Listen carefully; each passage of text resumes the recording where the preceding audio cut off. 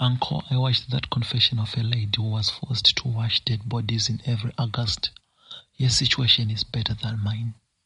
After being tricked by the travel agent, I'm now working for this royal family. I stay with the body of the former chief of that palace, nursing and sleeping with it. I do everything a man requires from his wife. The salary is good. It's turning a normal thing, but I'm getting yellow viewers. Welcome once again to another episode of African Confessions HD, right here on Extraordinary Africa. My name is Solution Uncle. If you're still new, in this show we publish lifetime confessions. Usually we publish anonymously for their own safety reasons. We have plenty of confessions in this video, so stay tuned as I'm going to take you through all the stories. Enjoy your watch. The salary is good. It's turning to be a normal thing, but I'm getting back to my senses. Is it normal? Because I can't bear it now. I'm staying with a dead body. After being tricked by those travel agents, my life is now in a miserable situation. It all started when I was still in Zimbabwe. My passion of moving abroad was very great. I have been struggling, following links on Facebook, following links on Google, but I wasn't successful till one day I was traveling back from town to the suburbs. I sat next to this lady. She was talking to another girl over the phone. They seemed to be cousins from their conservation. She was saying, "Congratulations, you are flying tomorrow." After cancelling their call, I started talking to the lady. I'm a person who doesn't like to interact with people, but that time I tried because I have heard about a relative who was traveling abroad the next week. We started talking. She gave me the links. It was a work in Indonesia. I liked the move because I wanted to move abroad so that I can take care of my sick mom. Mom was always suffering from sugar diabetic. Sometimes we couldn't afford to buy the medicines.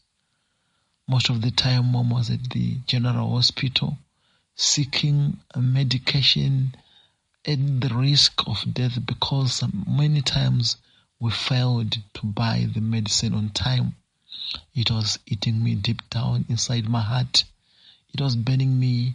I was always saying, "God, can you please give me at least where to work so that I can afford these hospital bills?"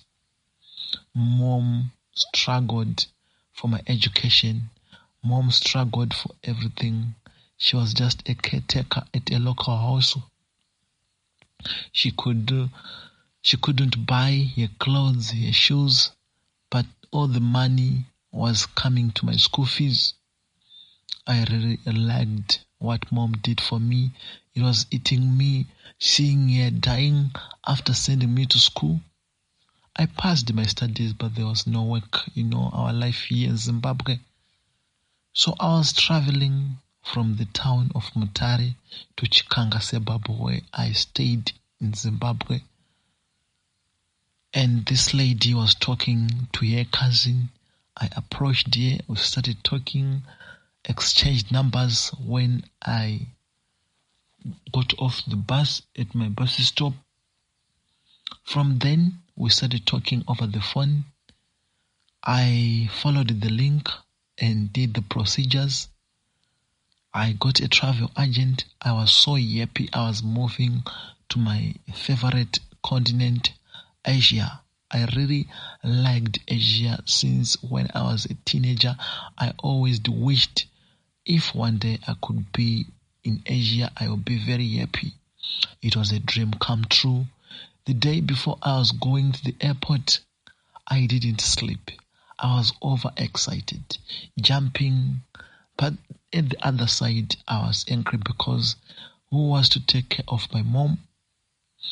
We sold one of our houses And the money was to be used to pay the maid who was to take care of my mom when she was sick.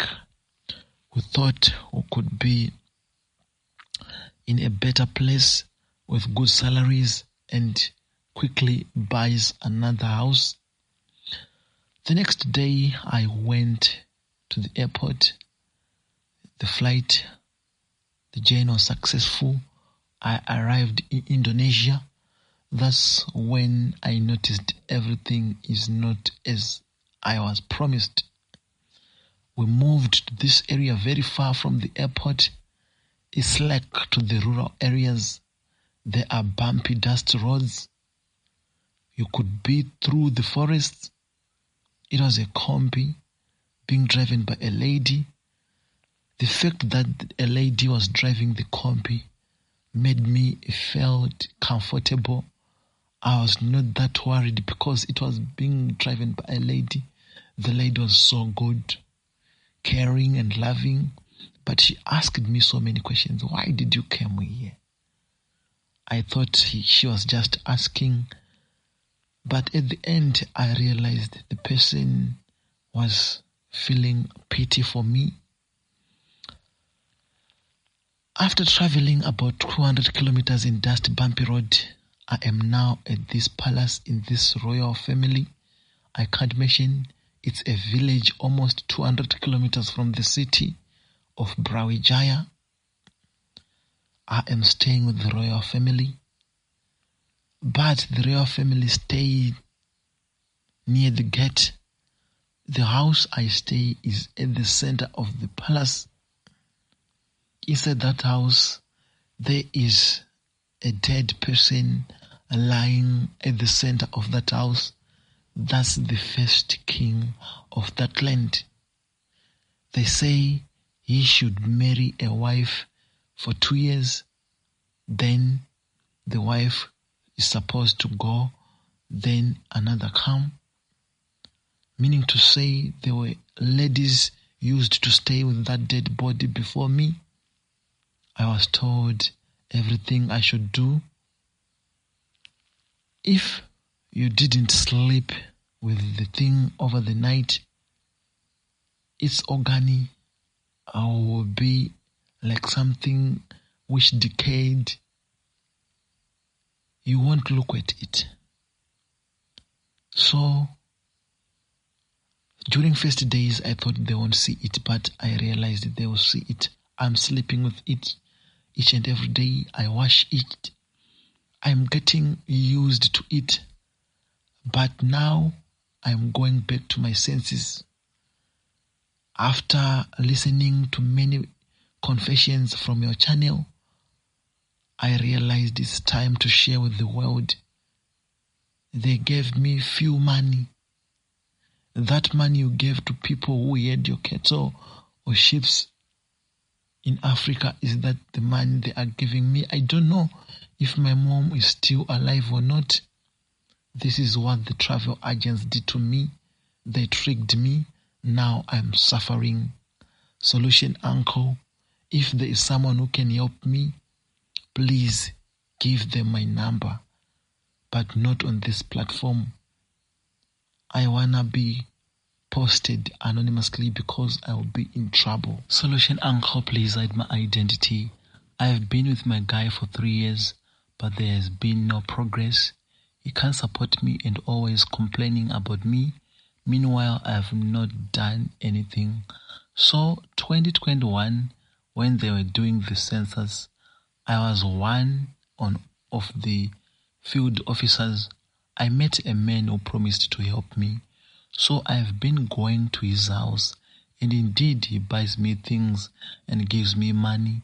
He wanted to marry me as a third wife since he is Muslim, and I spoke to my mom about it. She refused. Her concern is more about the age difference. I am 24 and he is in the 50s.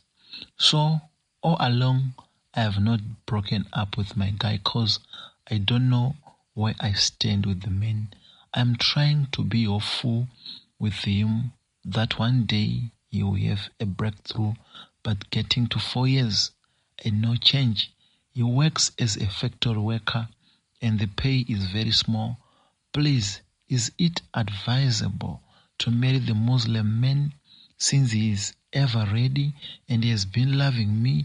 I don't mind becoming a Muslim cause of this, and I can take him to see my uncle if he is ready. Here is our next confession. Hi Solution Uncle, I kinda like a guy.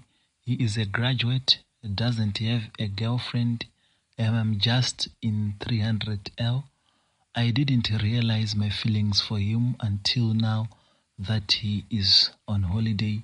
He calls me every day. He cares. He motivates me to be better. He helps me out in studies. He makes sure I pray. He has been a great impact in my life. I have known him for 2 years now. There was a lady I asked him who I was to him.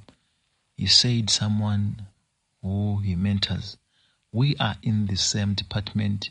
Now that feelings are in the way, it is really hard to hide it. It will be weird to confess my feelings for him. And what if I do and he doesn't feel the same? I'm just confused. I don't want to spoil our friendship, but I like him more than a friend. No guy has ever been that way to me. Is it right to confess my feelings to him? And our next confession is as follows. Hi admin, please post for me. Please, what are the financial responsibility people in a serious relationship should talk about before marriage? How should it be done and how must it be done? A friend of mine has accepted the marriage proposal of her boyfriend. She's never asked him for money and he doesn't really give her. She doesn't mind because she's financially okay with herself. She is a teacher too. Even after visiting, he only gives her transport to return or money for contraceptives. He hardly sponsors when they are out. She buys everything for the two of them. She is okay with that, but she has been following the channel and has realized it could be an issue. So she wants to know how to go about the discussion, what to do to ensure that she doesn't end up having financial issue during the marriage ceremony, the marriage itself, and especially when children start coming. Please, I need to know from all of you, especially the married ones. God bless you. And our next confession is as follows. Yellow Solution Uncle, please hide my identity when you publish. I am a mother in my mid-40s. I regret cheating on my husband. I've been married with my husband for almost 3 years now. We have 2 kids together. He thinks we have 2 kids together. That many have been so loving. Since when I was growing up, I never have someone who loved me like what my husband is doing. Every month, he buys me a gift. Every Valentine, he gave me a car. Every Valentine, he gave me luxurious things. I feel like I'm the queen while staying with this husband of mine. But I cheated on him, and I'm cheating on him. Before this guy came, I was dating someone. He flashed the cash. He took advantage that he was stable.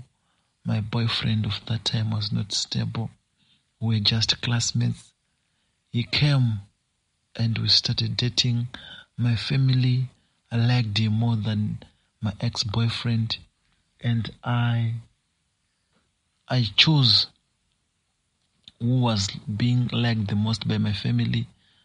What I think is one of the mistakes I made, because now I'm regretting. It was very hard to break up with my high school boy. We continued with our relationship even though I was married. Now, when I look at my kids, they look like my ex-boyfriend.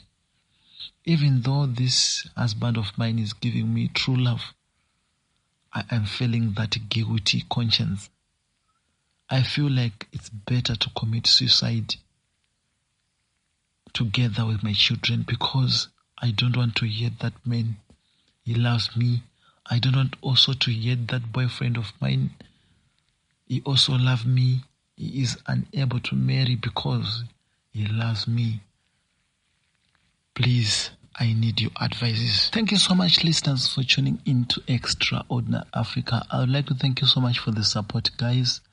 Also to the people who confessed, guys, I'd like to thank you so much for the work you have done.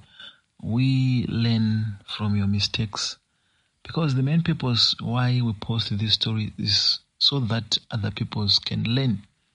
Sometimes in life we learn from other people's mistakes. And ladies and gentlemen, there is this thing I want to tell you. If you have not yet subscribed, make sure you subscribe and hit the notification bell so that once we post, you'll be notified. Ladies and gentlemen, thank you so much. Don't forget to pray when you wake up. Pray. Midday, pray. Before sleeping, pray. And God, the God of gods, the King of kings, the Heavenly Father, the Creator of earth and heaven, the Creator of the land, the Creator of the sea, the Creator of everything, will guide us. And the only thing to bring yourself closer to God is by praying. So tell the person sitting next to you right now that you guy, you girl, you need to pray when you wake up. Midday, you need to pray. Before sleeping, you need to pray. If you are alone, tell yourself, you guy. Beat yourself, say, I need to pray. You need to pray. Hey, this body, you need to pray. And God will save us all. Ladies and gentlemen, if you have a story you want to share with us, feel free. Contact our number on WhatsApp, +263 775 597. +263 775 597 775. That's my number. I'll repeat, +263 775 597 775. Bye for now. Until meet in the evening, because now I'm about to travel. I'm traveling. It's a distance of almost 200 kilometers. I'll be back soon. May God bless you. May God guide you as you start your day.